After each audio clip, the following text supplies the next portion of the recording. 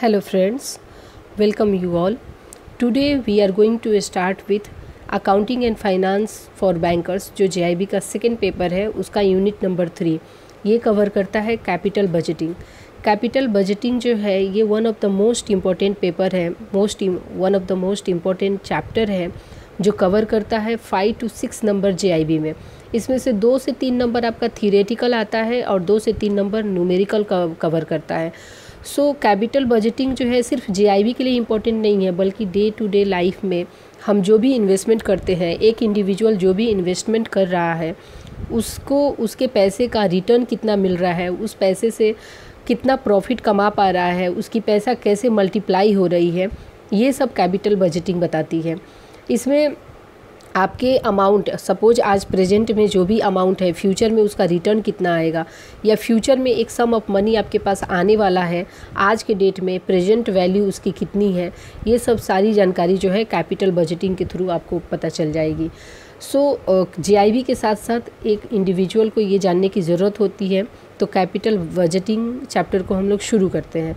इसमें हम लोग प्रेजेंट वैल्यू और डिस्काउंटिंग के बारे में जानेंगे, plus NPV, IRR, pay back method and ARR जो कि एवरेज रेट ऑफ रिटर्न, ये सारे टेक्निक के बारे में हम लोग समझेंगे। सबसे पहले हम लोग कैपिटल बजटिंग होता क्या है वो समझ लेते हैं। जैसे कि किसी भी कंपनी के लिए कैपिटल बजटिंग का मतलब यह होता है कि जो भी कैपिटल या पूंजी वो बिजनेस में इन्वेस्ट कर रहा है उससे उसे फ्यूचर में कितनी लाभ मिलेगी, कितना प्रॉफिट मिलेगा, कितना उसको रिटर्न मिलेगा। इससे बेसिकली फ्यूचर में होने वाली कैश फ्लो का मतलब रिटर्न हो गया, यील्ड हो गया। कैश फ्लो को डिस्काउंटिंग करके देखा जाता है। जैसे कि बेसिकली जो है फ्यूचर में होने वाली कैश फ्लो को डिस्काउंटिंग करके देखा जाता है। डिस्काउंटिंग का मतलब यहाँ पे ये होता है कि फ्यूचर वैल्यू को प्रेजेंट वैल्यू में कन्वर्ट करना। आपके पास फ्यूचर में जो पैसे आने वाले हैं प्रेजेंट में उसका कितना कॉस्ट है वो जानना, उसकी वैल्यूएशन को जानना डिस्काउंटिंग कहलाता है। तो आज का इन्वेस्टमेंट फ्यूचर में कितना प्रॉफिट देगा उसकी प्रिडिक्शन करना ही कैपिटल बजटिंग कहलाता है। इंट्रोडक्शन देख लेते हैं। यहाँ पे देखिए, इंट्रोडक्शन में ये बता रहा है कि money has a time value. अब इसका मतलब क्या होता है, मनी का टाइम वैल्यू होता है, इसका मतलब हम जान लेते हैं। इसका मतलब ये है कि जब भी हम पैसे की बात करते हैं तो सिर्फ अमाउंट इम्पॉर्टेंट नहीं होता है, जो मनी हम इन्वेस्ट कर रहे हैं वो इम्पॉर्टेंट नहीं होता है, बल्कि आपको पैसे कब मिल रहा है या आपको पैसा कब देना है वो टाइम भी बहुत इम्पॉर्टेंट होता है। सपोज कि आज के डेट में अगर आपको 10,000 रुपये मिल रहे हैं और 1 साल के बाद आपको या 2 साल के बाद आपको 11,000 रुपये मिल रहे हैं, तो आप कौन सा पैसा जो है आप लेना चाहेंगे? आज के डेट का लेना चाहते हैं या आप फ्यूचर में जो आने वाला है वो लेना चाहते हैं? तो मेरी बात करेंगे तो मैं आज का डेट चूज़ करूँगी, क्योंकि आज जो मुझे पैसा मिलने वाला है वो रिस्क फ्री होगा, आज के डेट में मुझे मिल जाएगा। लेकिन जो फ्यूचर में मिलने वाला है वो रिस्की हो सकता है, या तो कंपनी इंसॉल्वेंट हो सकती है या कई तरह के रिस्क उसमें हो सकते हैं। तो एक तो हो गई कि रिस्क की बात। दूसरा हो सकता है कि इन्फ्लेशन, आज के डेट में अगर 6% इन्फ्लेशन है, हो सकता है कि अगले साल 7% हो जाए, तो मुझे वो भी अमाउंट रिटर्न में ना मिले। तो या जो भी अमाउंट रिटर्न में मिलेगा उसका इन्फ्लेशन से ऐड करें तो हमारा जो वैल्यू है वो बहुत कम हो जाएगा। तो ये बात दूसरी, पहला तो रिस्क हो जाता है, दूसरा इन्फ्लेशन हो जाता है, और तीसरी बात अगर हम करें तो वो हो जाता है कि जो भी पैसा आज हमें मिल रहा है उसे हम इन्वेस्ट करके, एक अच्छे फंड में इन्वेस्ट करके हम उसका ग्रोथ कर सकते हैं, तो उस पर हमें कुछ इंटरेस्ट मिलेगा। बट जो फ्यूचर में मिलने वाला है, जो 2 साल के बाद मिलने वाला है, उस पर हमें भरोसा नहीं है। तो ये जो हो जाता है कि रिस्क हो जाता है, इन्फ्लेशन हो जाता है और री इन्वेस्टमेंट हो जाती है। इसके लिए आज का जो वैल्यू है, आज के पैसे का जो वैल्यू है वो ज़्यादा इम्पोर्टेंट होता है। तो money has a time value का मतलब यही होता है कि जब भी आपके पैसे को, सिर्फ पैसा इन्वेस्ट करना इम्पोर्टेंट नहीं होता है, पैसे को कितने सालों बाद वो मिल रहा है या आपको कब वो पैसे चुकाना है, वो टाइम भी इम्पोर्टेंट होता है। इसलिए money has a time value बताया गया है यहाँ पे। कैपिटल बजटिंग हमें यही बताता है कि यहाँ पे देखिए एग्जांपल दिया है कि 1 लाख रुपए हैं आपके पास और आप उसे एक अच्छी जगह इन्वेस्ट करना चाहते हैं, क्योंकि अगर आप उसे आइडल रखेंगे तो उससे आपको कुछ बेनिफिट नहीं होगा। Instead if you invest in some good project, तो आपको उस पैसे से एक अच्छा रिटर्न मिल सकता है। तो आप कैसे फाइंड आउट करेंगे कि कौन सा प्रोजेक्ट अच्छा है जिससे मुझे एक अच्छा प्रॉफिट मिल जाएगा, और कौन से प्रोजेक्ट में इन्वेस्ट करने से हमें लॉस या नुकसान हो सकता है। तो ये फाइंड आउट करने के लिए बहुत सारे मेथड हैं, बट अपना जो JIB का सिलेबस है उसमें 4 मेथड हमें पढ़ना है। 2 है discounting cash flow method and दूसरा जो है वो है non discounting cash flow method. तो डिस्काउंटिंग कैश फ्लो मेथड के अंदर NPV आ जाता है एंड IRR आ जाता है, जो नेट प्रेजेंट वैल्यू, इंटरनल, और IRR है इंटरनल रेट ऑफ रिटर्न। और दूसरा जो है non discounting cash flow method, इसमें आपका पेबैक आ जाता है, पेबैक मेथड आ जाता है, एंड सेकेंड आ जाता है ARR, that is average rate of return method, जिसको हम लोग सिंपल रेट ऑफ रिटर्न भी बोलते हैं। तो ये जो, या इसको हम लोग accounting rate of return method भी बोलते हैं। सो ये डिस्काउंटिंग होता है और ये नॉन डिस्काउंटिंग होता है। डिस्काउंटिंग का मतलब अभी मैंने आपको बताया कि यहाँ पे डिस्काउंटिंग का मतलब होता है कि फ्यूचर वैल्यू को प्रेजेंट वैल्यू में कन्वर्ट करना। मतलब फ्यूचर में जो अमाउंट मिलेगा, आज प्रेजेंट में उसका वैल्यू कितना है, उसको जानने के तरीक़ों को डिस्काउंटिंग कहा जाता है। सो आप समझ गए होंगे कि डिस्काउंटिंग क्या होता है। फ्यूचर वैल्यू को प्रेजेंट वैल्यू में कन्वर्ट करना ही डिस्काउंटिंग कहा जाता है।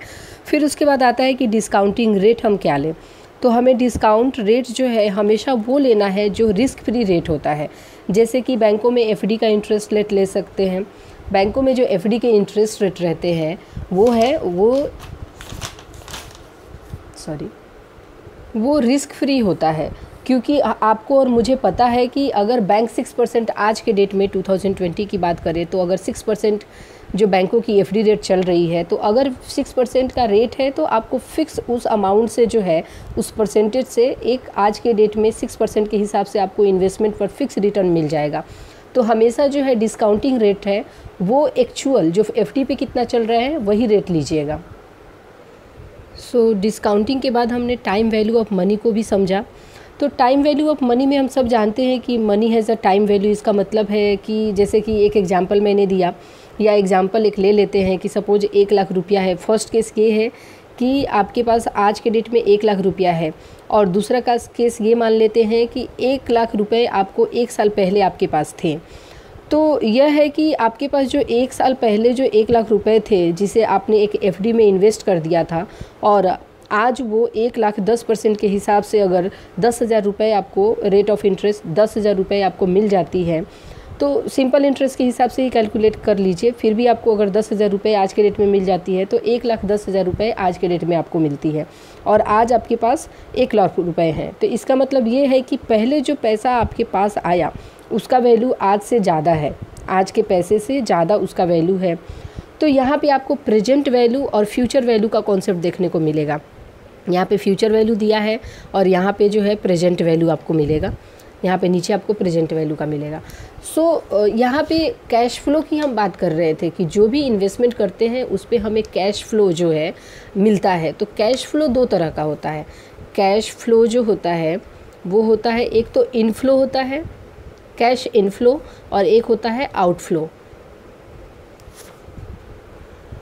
इनफ्लो का मतलब होता है, कैश इनफ्लो का मतलब पॉजिटिव, इनफ्लो मतलब आना, इन मतलब आना, हमारे पास पैसा आता है, मतलब जो प्रॉफिट होती है, जो भी हमने इन्वेस्टमेंट किया है उस पर प्रॉफिट होती है, रिटर्न आते हैं, या जो भी यील्ड मिलता है वो हमारा जो है इनफ्लो हो जाता है। तो उसको पॉजिटिव से हम जो पॉजिटिव दिखाते हैं। और आउटफ्लो मतलब हमारे पैकेट से पैसा जा रहा है, हमारे पास से पैसा जा रहा है, तो ये आउटफ्लो हो जाता है। तो ये हो जाता है निगेटिव, मतलब हमारा जो इन्वेस्टमेंट है या हमारा जो एक्सपेंसेस है वो सब आउटफ्लो हो जाती है।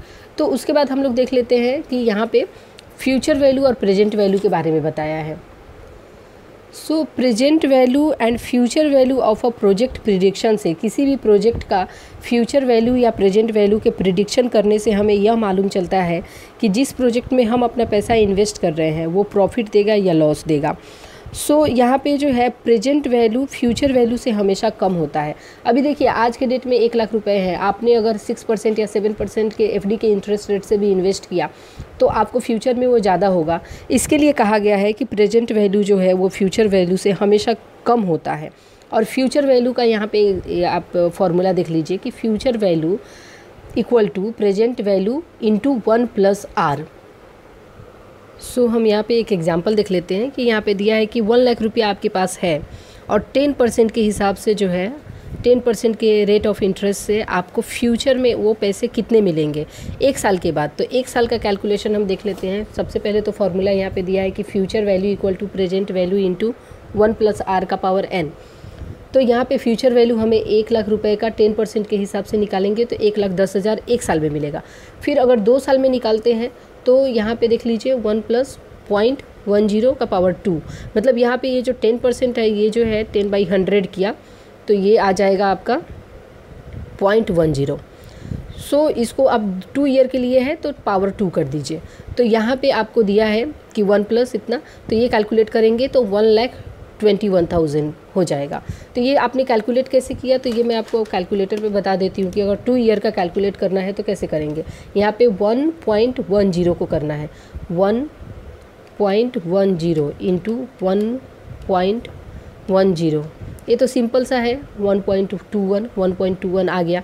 लेकिन अगर ज़्यादा दिनों के लिए करना हो, सपोज यहाँ पे एग्जांपल दिया है कि 20 साल के लिए करना है, यहाँ पे 20 ईयर्स के लिए करना है, तो ये 20 ईयर्स का अगर दे देता है तो आप कैसे करेंगे। 20 पहले भी पिछले लेक्चर में मैंने बताया था, पिछले वीडियो में बताया था कि पावर कैसे कैलकुलेट किया जाता है।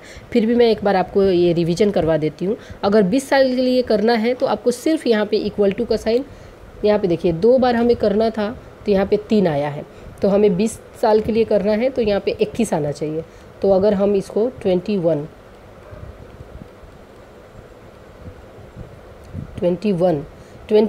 आया तो 6.72 में अगर हम 1,00,000 को मल्टीप्लाई कर देते हैं इंटू 1,00,000 तो कितना आता है देखिए 672749। आपका आंसर यहाँ पे देखिए 6727 और राउंड ऑफ करके 50 कर दिया है। तो 20 ईयर्स का भी कैलकुलेशन आपको मिल गया। तो फ्यूचर वैल्यू यहाँ पे सिर्फ ये बताना चाह रहा है कि टाइम हैज़ अ वैल्यू। इसका मतलब क्या है कि 1 साल आपने रखा तो आपके इंटरेस्ट, आपके कैश फ्लो कितने मिले, जो आपके कैश इनफ्लो हुए, आपके पास जो पैसे आए आपके पैकेट में आया 1 साल के बाद, या 2 साल के बाद आपको कितना मिला, या 20 ईयर्स के बाद आपको कितना मिला।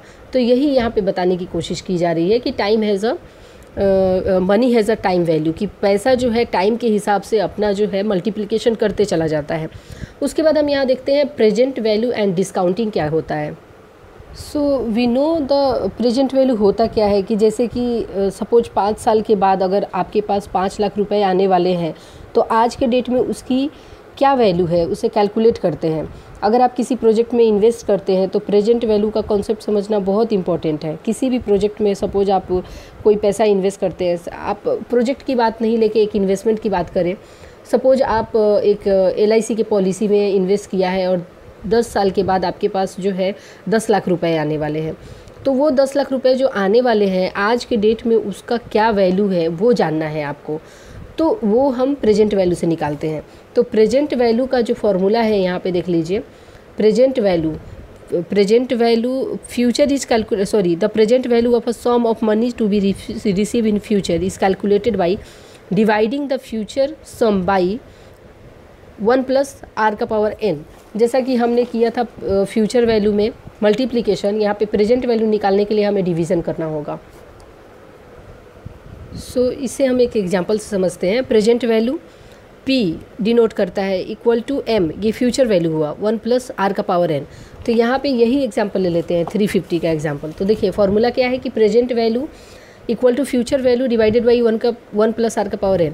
तो यहाँ पे अगर 350 हम ले लेते हैं, प्रेजेंट में 350 रुपीज़ है, प्रेजेंट में हमें जो है फ्यूचर में हमें 350 रुपये आ रहे हैं और 10% का अगर हम डिस्काउंटिंग फैक्टर लेते हैं तो उसका प्रेजेंट वैल्यू कितना होगा। तो फ्यूचर वैल्यू हमें कितना कैश फ्लो हो रहा है 350 प्लस अगर 10% के हिसाब से जैसे 10/100 किया आपने तो ये हो जाता है 0.1। अगर उसमें 1 प्लस ये ऐड कर देते हैं तो 350 बाई ये डिवाइड करेंगे तो 318.18 रुपीज़ 350 जो फ्यूचर में आने वाले हैं 101 ईयर के बाद आने वाला है, उसका आज के डेट में 318 रुपया उसका कॉस्ट हो जाएगा, उसका वैल्यूएशन हो जाएगा। तो ये रिप्रेजेंट करता है प्रेजेंट वैल्यू को।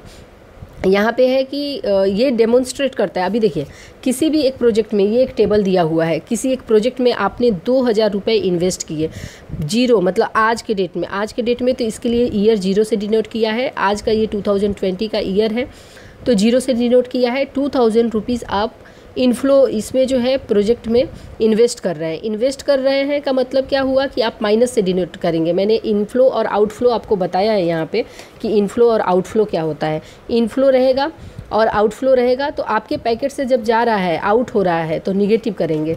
तो ये 2000 रुपये तो आप इन्वेस्ट कर रहे हैं तो इसके लिए आपके पैकेट से जा रहे हैं तो 2000 रुपीज़ जो है आप माइनस लगा देंगे इसके शुरू में। और उसके बाद आपको इस इन्वेस्टमेंट से पहले साल में 350 रुपये आ रहे हैं, दूसरे साल में 500, तीसरे साल में 600, फोर्थ ईयर में 800, उसके बाद 800, अगेन 6 ईयर में 600। तो इसको जब भी 10% आप डिस्काउंट करेंगे तो सबसे पहले ईयर में तो जो है वही अमाउंट आ जाएगा। सेकेंड अभी हमने कैलकुलेट किया कि एक साल के लिए 318, फिर सेकेंड ईयर के लिए, फर्स्ट ईयर के लिए 318 हो गया, सेकेंड ईयर के लिए तो आप जब यहाँ पे करेंगे तो n का वैल्यू चेंज कर दीजिए, n का वैल्यू 2 कर दीजिए, 3 कर दीजिए, 4 कर दीजिए, 5 कर दीजिए, 6 कर दीजिए, जो भी है n का वैल्यू आप यहाँ पे चेंज कर दीजिए, मतलब टाइम को चेंज कर दीजिए। टाइम को आप चेंज करेंगे तो सेकेंड ईयर में अगर टाइम को चेंज करेंगे तो 500 का आज का वैल्यू 413 रुपये हो गया। ऐसे ही आप 1 बाई 1 ये कैलकुलेट कर लीजिए। तो ये आपका जो है प्रेजेंट वैल्यू को रिप्रेजेंट करता है। तो ऐसे यहाँ पे ये मेंशन है कि essential to take into account of the time value of money. हर जगह जो मैंने एक्सप्लेन किया, हर लाइन में आपको, हर पैराग्राफ में एक बार आपको वही देखने को मिल जाएगा कि जो भी आप पैसा इन्वेस्ट करते हैं उसका जो है टाइम वैल्यू होता है, समय के हिसाब से वो बढ़ता है तो आपका पैसा जो है मल्टीप्लाई होता है। सो इसको कंसीडर करते हुए इन्वेस्टमेंट किया जाता है। उसके बाद हम देख लेते हैं कि प्रेजेंट वैल्यू टेबल क्या कहता है। प्रेजेंट वैल्यू टेबल जो है यहाँ पे फिर आगे का कैलकुलेशन है वो मैं आपको बताती हूँ। उसके बाद जो है यहाँ पे दिया है कि discounting cash flow technique for investment appraisal. ये मैंने आपको शुरू में ही बताया कि यहाँ पे 2 तरह के टेक्निक होते हैं, एक तो डिस्काउंटिंग कैश फ्लो होता है, एक non discounting cash flow method होता है। डिस्काउंटिंग में एनपीवी और आईआरआर आता है और नॉन डिस्काउंटिंग में पेबैक एंड एआरआर आता है। तो यहाँ पे हम डिस्काउंटिंग देखेंगे तो ये हमें दिमाग में आना चाहिए कि एनपीवी और आईआरआर की बात कर रहा है। तो सबसे पहले हम एनपीवी जान लेते हैं कि नेट प्रेजेंट वैल्यू क्या होता है। सपोज आपके पास कुछ रुपए हैं और आप 2 प्रोजेक्ट में से किसी एक प्रोजेक्ट को चूज़ करना चाहते हैं तो आपको जो है एनपीवी या आईआरआर मेथड से कैलकुलेट करना होगा।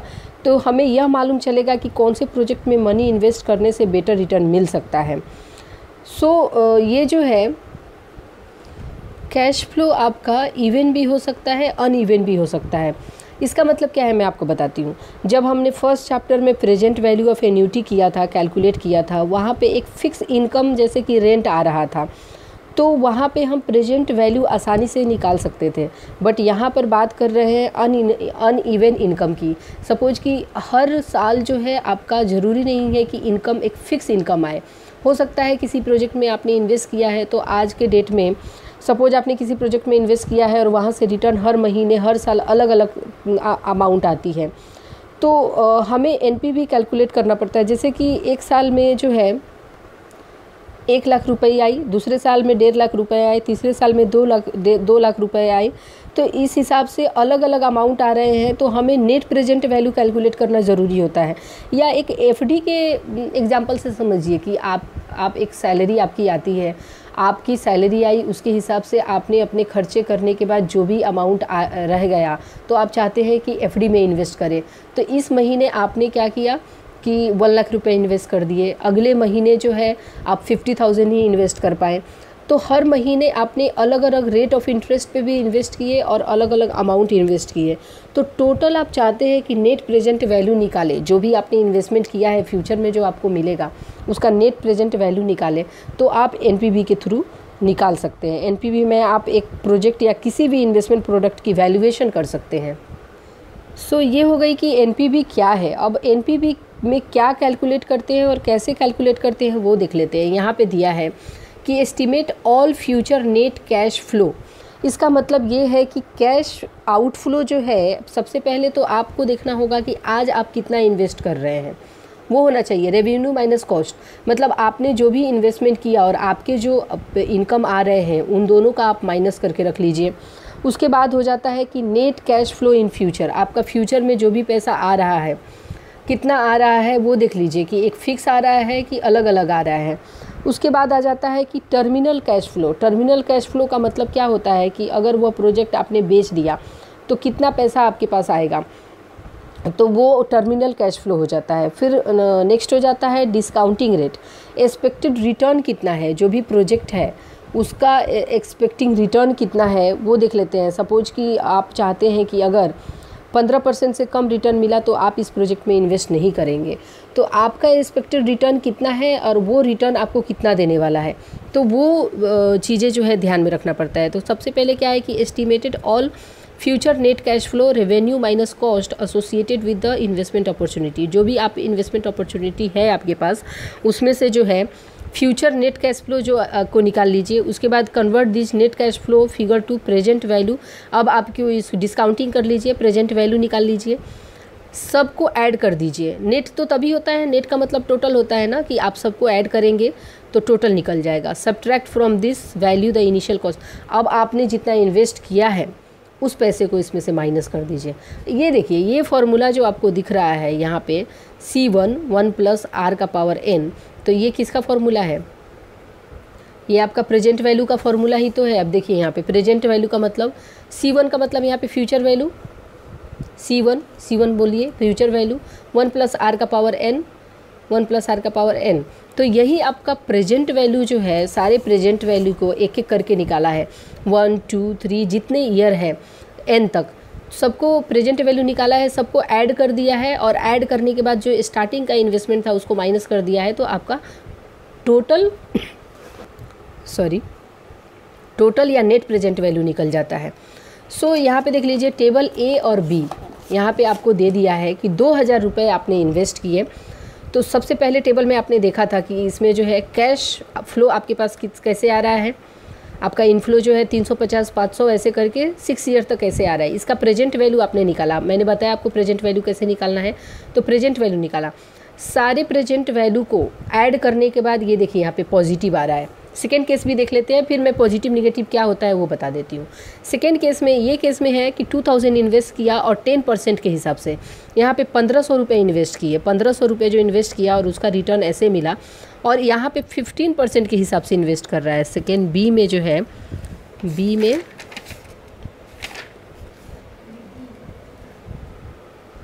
सॉरी नहीं, यहाँ पे भी 10% के रेट से ही इन्वेस्टमेंट हो रही है। 1500 रुपये हैं बट 10% के हिसाब से इन्वेस्टमेंट हो रही है। तो यहाँ पे आपको देखिए यहाँ पे NPV जो है ये अमाउंट आ गया। सो इसमें से ये कह रहा है कि कंपेयर करेंगे A और B प्रोजेक्ट में से, तो दोनों का तो पॉजिटिव आ रहा है। The NPV of A is more than, अब NPV A का ज़्यादा है तो हम दोनों में से कौन सा चूज करेंगे, जिसका ज़्यादा NPV है वही प्रोजेक्ट, क्योंकि इसमें ज़्यादा प्रॉफिट हो सकता है तो वही हम चूज़ करेंगे। सो अब इस दोनों प्रोजेक्ट में जो है NPV पॉजिटिव में आई है। तो एक बात ध्यान रखने वाली है जो एग्ज़ाम में आती है कि अगर NPV पॉजिटिव आती है तो इसका मतलब कि आपको वो प्रोजेक्ट में इन्वेस्टमेंट करना चाहिए। अगर NPV निगेटिव आती है तो आपको इन्वेस्टमेंट उस प्रोजेक्ट में नहीं करना चाहिए। अब यहाँ निगेटिव का मतलब यह नहीं कि लॉस ही लॉस होगा, ज़रूरी नहीं है कि लॉस होगा, लॉस हो भी सकता है नहीं भी हो सकता है। तो इसका मतलब ये नहीं कि लॉस होगा ही होगा, बल्कि इसका मतलब ये है कि आपने जितना एक्सपेक्ट किया था उतना रिटर्न आपको नहीं मिलेगा। जैसा कि आपने एक्सपेक्ट किया था कि अगर 15% मैं एक प्रोजेक्ट में इन्वेस्ट करना चाहता हूँ, अगर मुझे 15% रिटर्न मिला तो ही मैं उसमें इन्वेस्ट करूँगा। तो अगर NPV पॉजिटिव में आता है तो मतलब आपका एक्सपेक्टेशन के हिसाब से जो है आपका रिटर्न मिल जाएगा।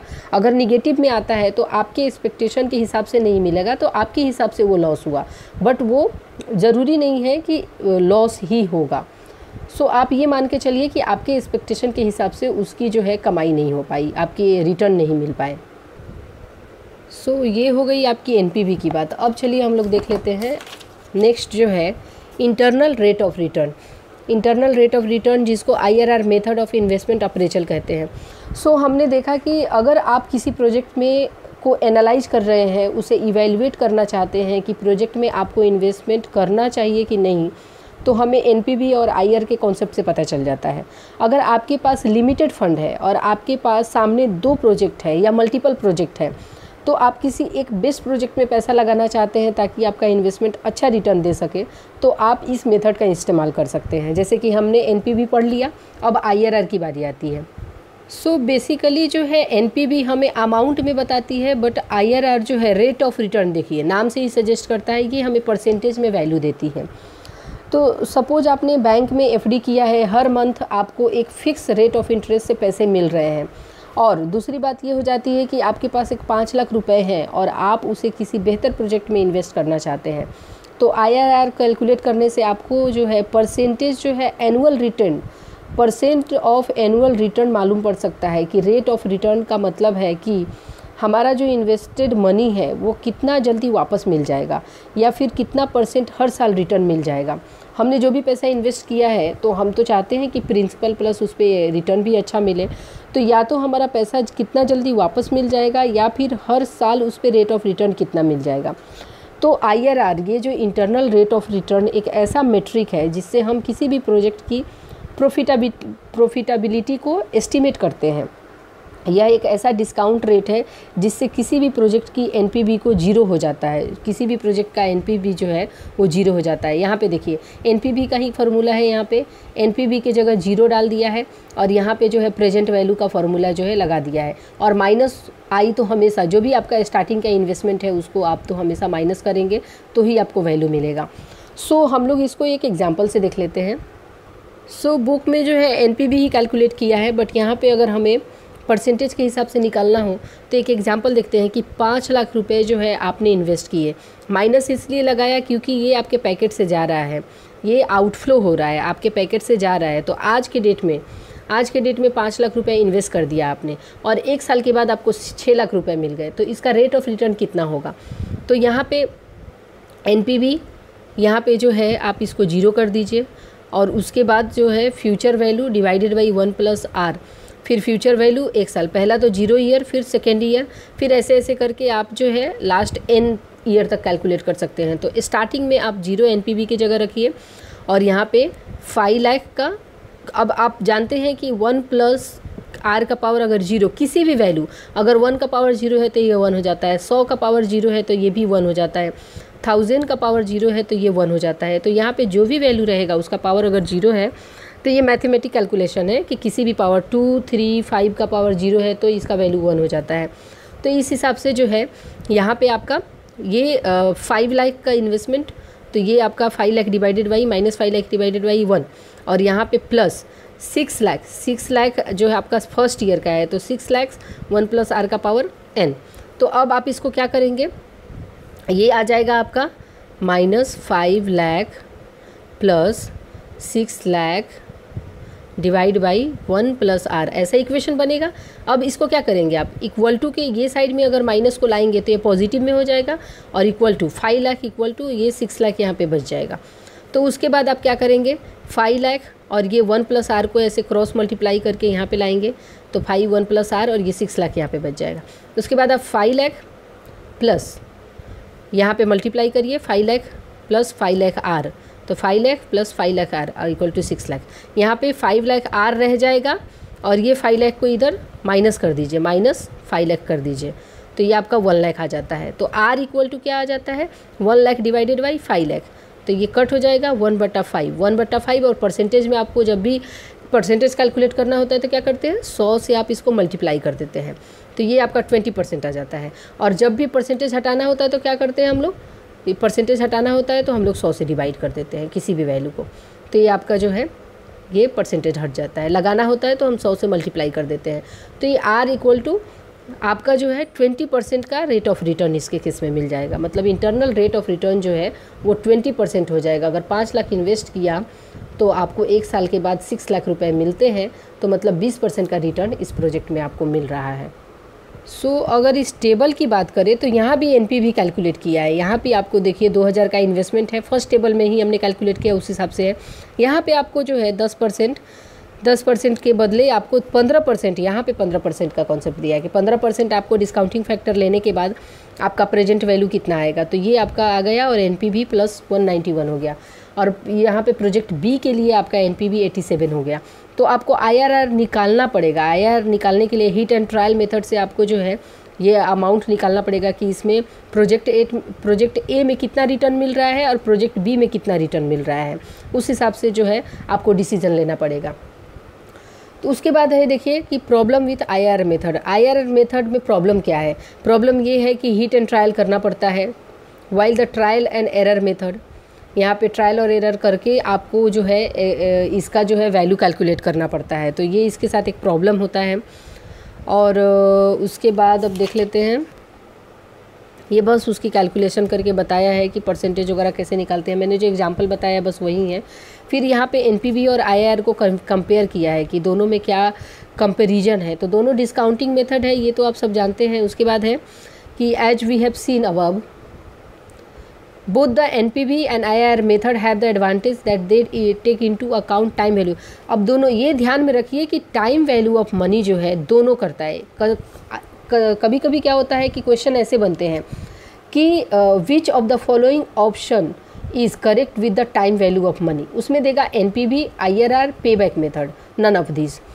तो इसमें से कौन टाइम वैल्यू ऑफ मनी को इम्प्लीमेंट या अपने कैलकुलेशन में नहीं लेता है? तो वहाँ पे आंसर हो जाएगा आपका पे बैक मेथड, क्योंकि वो नॉन डिस्काउंटिंग होता है। आगे हम लोग को देखने को मिलेगा वो। सो ये हो जाता है आपका।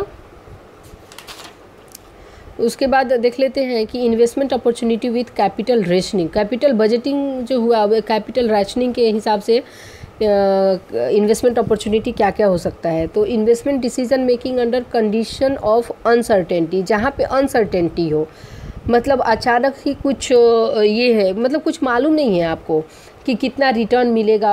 पहले तो हमें मालूम था ना कि फ्यूचर वैल्यू कितना आएगा, फ्यूचर में हमारा कैश फ्लो कितना हो रहा है, उसके बेसिस पे हम इन्वेस्टमेंट कर पाते थे और डिसीजन ले पाते थे।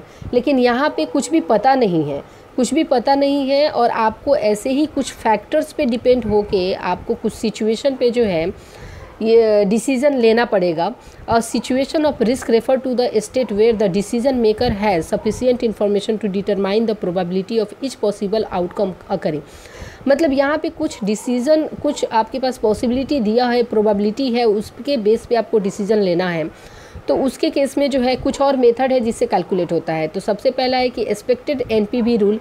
एक्सपेक्टेड एनपीवी रूल क्या कहता है कि यहाँ पे आपको दिया हुआ है कि इकोनॉमी राइज, सिचुएशन 1, 2, 3, 4 करके दिया है कि अगर 60% इकोनॉमी राइज होती है और competitive product with rising economy आपकी होती है, सिचुएशन 1 में दिया है 60% अगर इकोनॉमी राइज होती है और प्रोडक्ट का जो है कंपटीशन 40% होता है, तो इसका 24% आ जाएगा। 6 4 जा, आपको परसेंटेज निकालना होगा ना, तो 6 4 जा 24% इसका हो जाएगा। फिर दूसरा सिचुएशन है कि नॉर्मल इकोनॉमी अगर 40% है और इसमें कंपटीशन जो है 40% है, तो ये 16% है। फिर third situation and fourth situation दिया है। फिर चारों सिचुएशन के हिसाब से जो है इसमें 25,500 रुपये चारों में आपने इन्वेस्ट किया और उसके बाद यहाँ पे जो है कितने कैश फ्लो आपको आ रहे हैं वो आ गया। फिर यहाँ पे एनपीवी जो है 10% के हिसाब से डिस्काउंटिंग फैक्टर लेके अमाउंट निकाला और एनपीवी को सबको ऐड करके देखा कि क्या इस प्रोजेक्ट में इन्वेस्ट करना चाहिए कि नहीं। तो पॉजिटिव में आया तो इसका मतलब कि हमें इस प्रोजेक्ट में इन्वेस्ट करना चाहिए। तो ये हो जाता है कि एक्सपेक्टेड एनपीवी रूल। अभी एनपीवी आप समझ गए, तो ये एक सिचुएशन सिर्फ बताता है। इससे अगर क्वेश्चन बनेगा भी तो ये बोलता है कि इसके एक्सपेक्टेड एनपीवी रूल क्या कहता है। तो आपको उसमें इतना ही सोच के रखना है कि कुछ अनसर्टेनिटी कंडीशंस होते हैं, उसके बेस पे जो है यहाँ पे डिसीज़न लेके और कैलकुलेशन करने होते हैं। उसके बाद आ जाता है दूसरा, यहाँ पे देख लीजिए दूसरा दिया है कि risk adjusted discount rate approach, risk को एडजस्ट करके डिस्काउंटिंग कैसे किया जाए। और तीसरा है सेंसिटिविटी एनालिसिस। तो ये सब बहुत ज़्यादा इंपॉर्टेंट नहीं है। अगर आपको न्यूमेरिकल्स आएंगे तो एनपीवी से आएंगे, आईआरआर से आएंगे, एआरआर से आएंगे और पेबैक पीरियड से आएंगे। तो हम लोग जो आएगा उसको हम लोग अच्छे से समझते हैं। सो हम लोग अब आते हैं कि non discounted cash flow technique. पहला डिस्काउंटेड था एनपीवी आईआरआर, अब नॉन डिस्काउंटेड देखते हैं। नॉन डिस्काउंटेड में सबसे पहला है पे बैक मेथड।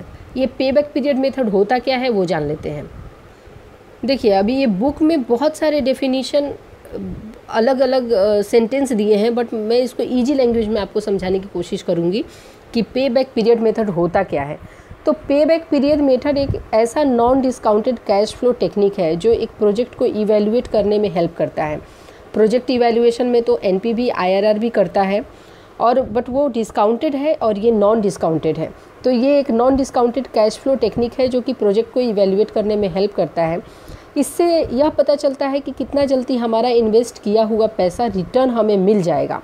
जैसे कि किसी प्रोजेक्ट में हमने 50,000 रुपये इन्वेस्ट किए और वो जितने साल में हमारे पास पूरा पैसा वापस आ जाता है उस पीरियड को पे बैक पीरियड बोलते हैं। जितना जल्दी हमारा पैसा वापस आएगा तो हमें उसे री इन्वेस्ट कर सकते हैं और अपने पैसे को कम पीरियड में ज़्यादा मल्टीप्लाई कर सकते हैं। यहाँ पे देखिए 50,000 वाला एग्जांपल यहाँ पे दिया है 50,000। अगर ये प्रोजेक्ट ए है, प्रोजेक्ट बी है। प्रोजेक्ट ए में ये दिया, अभी देखिए कुछ लोग ऐसे होते हैं कि हमारा इन्वेस्टेड मनी हमारे पास कितने सालों में रिटर्न आ जाएगा उसके बेसिस पे ही इन्वेस्टमेंट करते हैं। तो वो क्या करते हैं, पे बैक मेथड को कैलकुलेट करके अपना इन्वेस्टमेंट करते हैं।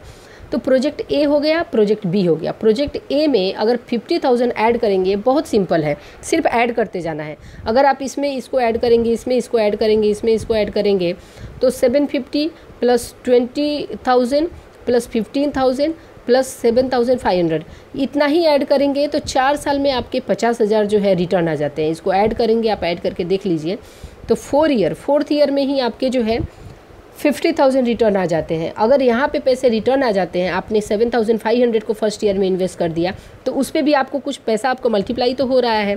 फिर 20,000 सेकेंड ईयर में मिल गया तो उसको इन्वेस्ट कर दीजिए। इस हिसाब से जो है 4 साल में अगर आपको पूरे पैसे आ जाते हैं तो 4 year is the pay back period कहलाएगा। प्रोजेक्ट बी के केस में देख लीजिए कि यहाँ पे अगर 10,000 रुपये फर्स्ट ईयर में, सेकेंड ईयर में, third year, fourth year, fifth year, तो 50,000 पैसा आने के लिए आपको क्या हो रहा है, 5 साल लग रहे हैं, 5 ईयर्स लग रहे हैं। और यहाँ पे कितना लग रहा है, 4 ईयर्स लग रहे हैं। तो इस हिसाब से पेबैक में अभी जिसको पेबैक मेथड से ही पैसे को इन्वेस्ट करना है तो वो प्रोजेक्ट ए में इन्वेस्ट करेगा, क्योंकि यहाँ पे कम समय में आपका पैसा जो है, इन्वेस्टेड रुपीज़ जो है, अमाउंट जो है वो आपके पास आ रहा है। सो वी कैन से कि if payback period is less than required time to get back money, तो उस प्रोजेक्ट को एक्सेप्ट कर लिया जाएगा। रिक्वायर्ड टाइम यही हो गया ना। रिक्वायर्ड टाइम मतलब आपने जितने दिनों में आपने बोला उतने दिनों में आपके पैसे अगर वापस आ गए, तो वो अगर पे बैक पीरियड और वो पे बैक पीरियड उससे कम दिनों में, जितना आपने सोचा था उससे कम दिनों में आपके पैसे वापस आ गए, तो आप उसी प्रोजेक्ट के साथ इन्वेस्ट करना चाहेंगे ना।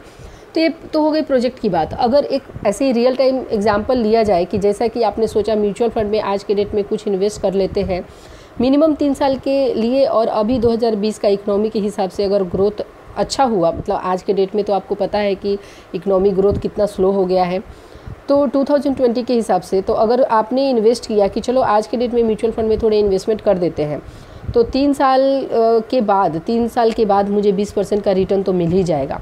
बट अगले ही साल, मतलब अगले साल नहीं, मतलब 2 साल के बाद, जैसे 2020 है तो 2022 में आपको 20% का रिटर्न मिल गया। आपने क्या सोचा था, आपने क्या सोच के पैसा लगाया कि आपका required time to get back money क्या था, required time to get back money, मैं यहाँ पे क्या बता रही हूँ आपको, if pay back period less then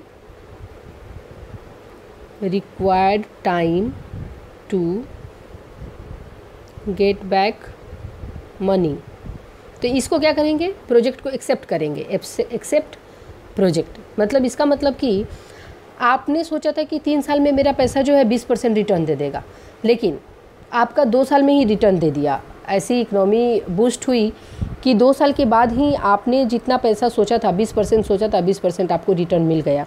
तो वो क्या हो जाएगा, आपका पैसा 2 साल में ही आपको मिल गया, और आपने सोचा कितना था, 3 ईयर्स। तो ये ईयर्स जो है पेबैक हो जाएगा। ये लेस है ना, तो आप इसको एक्सेप्ट करिए, इस प्रोजेक्ट को एक्सेप्ट करिए। तो अगर आपके लिए 2 प्रोजेक्ट या इन्वेस्टमेंट प्रोडक्ट, ये म्यूचुअल फंड मैंने इन्वेस्टमेंट प्रोडक्ट का आपको बता दिया, बिजनेस कंपनी तो प्रोजेक्ट में ही बातें करेगी। तो अगर आपको 2 प्रोजेक्ट या इन्वेस्टमेंट प्रोडक्ट में से चुनना है जिसका पेबैक पीरियड कम हो, वो प्रोजेक्ट इन्वेस्टमेंट के लिए चूज़ कर सकते हैं। तो पेबैक के हिसाब से आप वही चूज़ करेंगे। तो आप ये पढ़ के समझेंगे तो वही बातें यहाँ पे लिखी हुई है। सो इसके कुछ एडवांटेजेस और कुछ डिसएडवांटेजेस हैं, तो वो हम देख लेते हैं। तो सबसे पहले एडवांटेज क्या है कि सिंपल एंड क्विक कैलकुलेशन है, आप अपने माइंड से ही कैलकुलेट कर सकते हैं, पेन पेपर की तो ज़रूरत ही नहीं पड़ेगी। अब आप बताइए, इसको ऐड करने के लिए आपको पेन पेपर की ज़रूरत पड़ेगी क्या? इसको ऐड करने के लिए आपको पेन पेपर की ज़रूरत पड़ेगी? आप तो फटाफट ऐसे ही ऐड कर लेंगे। सो ये सिंपल एंड क्विक मेथड होता है। और इसकी डिसएडवांटेजेस क्या होती है? डिसएडवांटेजेस में ये है कि it takes no account of time value of money. Obviously ये टाइम वैल्यू ऑफ मनी को कंसीडर नहीं करता है। और दूसरी बात ये है कि ignore cash flow after pay back period. तो कैश फ्लो को जो है इग्नोर करता है, ये आर्बिट्री करता है। यहाँ पे द चॉइस ऑफ पे बैक पीरियड इज़ आर्बिट्री। अभी देखिए मतलब 4-5 लोग हैं तो उन सब के अलग अलग व्यू हो सकते हैं ना। किसी को 3 साल में ही पैसे रिटर्न चाहिए, किसी को 4 साल में, किसी को 5 साल में। तो ये आर्बिट्री हो जाता है, अलग अलग पे बैक पीरियड जो है कंसीडर हो सकता है। तो ये भी एक इसका डिसएडवांटेज है। फिर इसके बाद क्या हो जाता है कि कैश फ्लो, ये जो है cash flow after pay back period को इग्नोर करता है। इसका मतलब क्या हो जाता है कि पे बैक पीरियड, यहाँ पे देखिए पे बैक पीरियड पे तो आपको पैसे मिल गए, आपका जो है 4 साल में आपके इन्वेस्टमेंट पैसे मिल गए, बट आगे के पैसे का क्या, ये तो इग्नोर कर दिया। 50,000 मेरा मिल गया, मेरा काम हो गया। इसके आगे भी तो इस प्रोजेक्ट ने कुछ रिटर्न दिया, उसका वो कंसीडर ही नहीं किया। तो यही ये थर्ड लाइन ये बोलता है कि ये जो है कि आपके इन्वेस्टमेंट में जो रिटर्न आ गया है तो उसके बारे में आप इसमें से इग्नोर करते हैं। तो ये हो जाता है। उसके बाद हम देख लेते हैं। सो ARR is accounting rate of return method. इसको हम लोग एवरेज रेट ऑफ रिटर्न भी बोलते हैं, क्योंकि एवरेज के हिसाब से इसकी कैलकुलेशन होती है।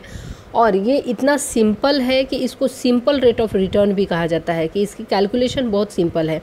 आप जब NPV या IRR ये सब की बात करें तो वो इसके कंपेयर में उन सब के कंपेयर में ये ज़्यादा सिंपल है।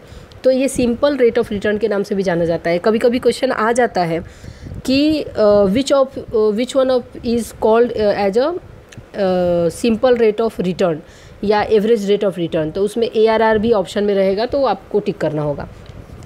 तो इसकी कैलकुलेशन देखिए, ये तो आपको पता है कि non discounting cash flow method होता है, और इसका ये होता है formula average profit after tax divided by average value of investment.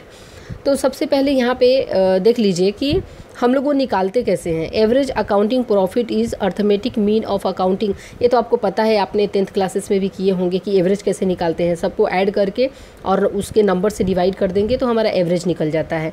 अब ये तो हो गई कि जो भी आपका इन्वेस्टमेंट दिया होगा उसको ऐड करके हम डिवाइड कर देंगे, but average value of investment कैसे निकालेंगे? तो उसको निकालने के लिए यहाँ पे दिया है कि एवरेज इन्वेस्टमेंट में be calculated as the sum of beginning and ending book value of the investment divided by 2। जो भी आपका टोटल सम होगा डिवाइडेड बाई 2 होगा। तो यहाँ पे ये भी एग्जांपल दिया है कि अगर 10 लाख रुपए एक प्रोजेक्ट में इन्वेस्ट किया है, the life of the project is 6 year and the scrap value is 1 lakh. उसका स्क्रैप वैल्यू अगर 1 लाख दिया है तो 1 लाख को आप माइनस करके 2 से उस वैल्यू को डिवाइड कर देंगे तो 4.5। अगर स्क्रैप वैल्यू नहीं होता तो आप 10 को 2 से डिवाइड कर देते तो 5 लाख आ जाता है यहाँ पे। तो इसका जो है investment will be if the scrap value is 0, the average यहाँ पे लिखा है कि 5 लाख हो जाता था। तो उसके बाद अब यहाँ पे देख लेते हैं हम कि एग्जाम्पल एक सॉल्व करके देख लेते हैं। यहाँ पे आपको एग्जाम्पल दिया हुआ है कि ये टोटल हो गए the estimated net profit of a project with life span of 4 year. 4 साल के लिए एक प्रोजेक्ट की प्रॉफिट के बारे में बताया है। सबसे पहले साल में 52 आया, सेकेंड 56, 59, 57। तो इसका एवरेज हम निकालेंगे। इसका एवरेज हम कैसे निकालेंगे? इसको ऐड कर देंगे। अब यहाँ पे देख लीजिए कि हम सबसे पहले 52,000 plus 56,000 plus 59,000 plus 57,000 equal to आपका कितना आया? देख लीजिए 2,24,000 और डिवाइड बाई क्या करेंगे? 4 करेंगे तो इक्वल टू कितना आया? 56,000। तो आप यहाँ पे 56,000 ले लिए फॉर्मूला में। उसके बाद क्या बोलता है कि if the initial investment in the project is 16 lakh है और इसमें कुछ स्क्रैप वैल्यू नहीं है, तो इसको आप 2 से डिवाइड करेंगे। 2 से डिवाइड करने के बाद आपको 8 लाख आ जाता है। तो आप इसको 8 लाख से डिवाइड कर दीजिए।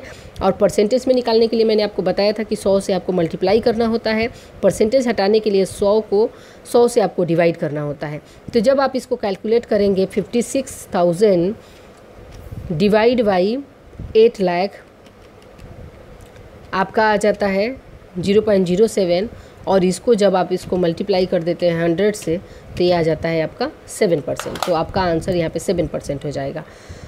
सो ये हो गया आपका ARR मेथड। तो ये सबसे आप जो है ये टोटल आपकी चैप्टर कंप्लीट हो जाती है। सो ये वीडियो बहुत लंबा हो रहा है, तो मैं आपको प्रॉब्लम एंड सॉल्यूशंस, इसी चैप्टर के प्रॉब्लम एंड सॉल्यूशंस आपको मैं एक दूसरा वीडियो बना के आपको प्रॉब्लम एंड सॉल्यूशन करा देती हूँ।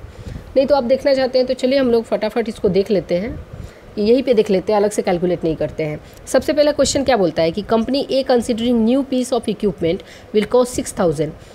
6,000 रुपये जो है कंपनी ने, सपोज यहाँ पे एक ले लीजिए कि 6,000 रुपये का एक कुछ प्रिंटर खरीद लिया। एक कंपनी ने जो है प्रिंटर में 6,000 रुपये इन्वेस्ट कर दिए, और ये सोचता है कि 12 साल तक उसको हज़ार रुपये जो है एवरी ईयर उस प्रिंटर से प्रॉफिट होगा।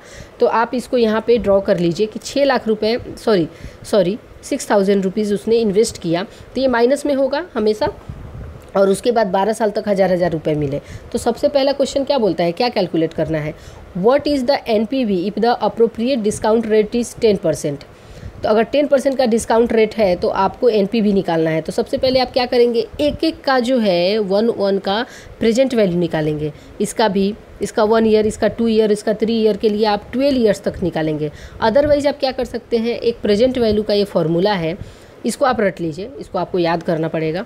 अगर ऐसे निकालना है तो याद करना पड़ेगा, नहीं तो टाइम कंज्यूमिंग हो जाएगा। वैसे टाइम कंज्यूमिंग भी होगा तो कुछ प्रॉब्लम नहीं, क्योंकि एग्ज़ाम में इतना टाइम सफिशिएंट होता है कि आप कर ले जाएंगे। तो अगर प्रेजेंट वैल्यू, दोनों कॉन्सेप्ट आप ध्यान में रखिए। ये याद रहा तो ठीक है, याद नहीं रहा तो आप सिंपल प्रेजेंट वैल्यू निकाल दीजिए और उसके बाद ऐड करके देख लीजिए। तो यहाँ पे प्रेजेंट वैल्यू निकालने के लिए A/I ब्रैकेट में 1 - 1 का पावर, A/I ब्रैकेट में 1 - 1 डिवाइडेड बाई 1 + I का पावर n, ये आपका, ये I है, ये आपका प्रेजेंट वैल्यू का फॉर्मूला हो गया। ये आप एक बार याद कर लीजिए, इसको बाय हार्ट कर लीजिए। तो ये आपका वैल्यू आ जाता है 1000। आपका कितना है, कैश फ्लो है, और 10% के हिसाब से 0.1 हो जाएगा। वैसे ही आपका ये कैलकुलेशन कर लेंगे तो ये प्रेजेंट वैल्यू 6,814 आ जाएगा। अब आपको पता है कि जो इनिशियल इन्वेस्टमेंट है उसको माइनस करना होगा, तो ये आपका 814 रुपये NPV आ जाता है। उसके बाद आप सेकेंड क्वेश्चन देख लीजिए कि क्या NPV होगा अगर 12% होगा। तो 12% के हिसाब से आपका 6,000 इतना आता है, माइनस करेंगे तो 194 रुपये आपका बच जाएगा यहाँ पे। तो देख लीजिए यहाँ पे 194 रुपीज़ आ गया। उसके बाद बोलता है कि 15% के हिसाब से क्या होगा, तो 15% के हिसाब से आप कैलकुलेट कर लीजिए। फिर सेकेंड क्वेश्चन हम लोग देख लेते हैं। सेकेंड क्वेश्चन क्या कहता है कि company X is considering a piece of equipment that cost 3,000 and will produce a cash flow of 1,200 रुपये इन ईच नेक्स्ट 3 ईयर। 3,000 का एक प्रिंटर खरीद लिया, एक छोटा प्रिंटर उसने खरीद लिया 3,000 का, और उससे वो सोच रहा है कि हर साल उसको जो है नेक्स्ट 3 साल में 1,200 रुपये आएंगे। तो फर्स्ट ईयर के लिए आप ये कैलकुलेट कर लीजिए, सेकेंड ईयर के लिए ये, और थर्ड ईयर के लिए ये कैलकुलेट कर दीजिए। तो तीनों को कैलकुलेट करने के बाद जो है आप IRR निकालेंगे। सो देखिए इस क्वेश्चन का इक्वेशन तो ऐसा बनेगा कि NPV को 0 करेंगे और first year, second year, third year का IRR कैलकुलेट करने की कोशिश करेंगे। तो ये कैलकुलेशन जो है या तो प्रोग्रामेबल कैलकुलेटर में होगा या तो एक्सेल शीट में। यहाँ पे एक्सेल के हेल्प से जो है इसने फाइंड आउट किया है, या तो ट्रायल एंड एरर मेथड करना पड़ेगा हमें कि इसका रेट हम कैसे निकालें। तो आप इसका जो 9 से 10% के बीच में इसका जो है रेट निकल के आएगा। तो ये जो कैलकुलेशन है हमेशा, इसके लिए मैंने आपको परसेंटेज का कैलकुलेशन आपको पीछे बताया है कि आप उसको रेट कैसे निकाल पाएंगे। तो ये हो जाता है ये क्वेश्चन। उसके बाद ये नेक्स्ट क्वेश्चन जो है, नेक्स्ट क्वेश्चन भी ऐसे है कि कैलकुलेशन आपका, सो ये भी आपका NPV का क्वेश्चन है, तो ये भी आप पढ़ेंगे आसानी से कर पाएंगे। So this is all about the capital budgeting chapter. फिर भी आपको कहीं भी कुछ तकलीफ़ होता है समझने में, कुछ इशू आता है समझने में, तो आप ज़रूर कमेंट करके बताइए, मैं आपको क्वेश्चन का आंसर करूँगी। या कोई चाहते हैं कि आप दूसरा कोई सम आप चाहते हैं कि सॉल्व करके मैं बताऊं, तो वो भी मैं आपको बता दूंगी, आप कमेंट में बताइए। Thank you so much for watching this video.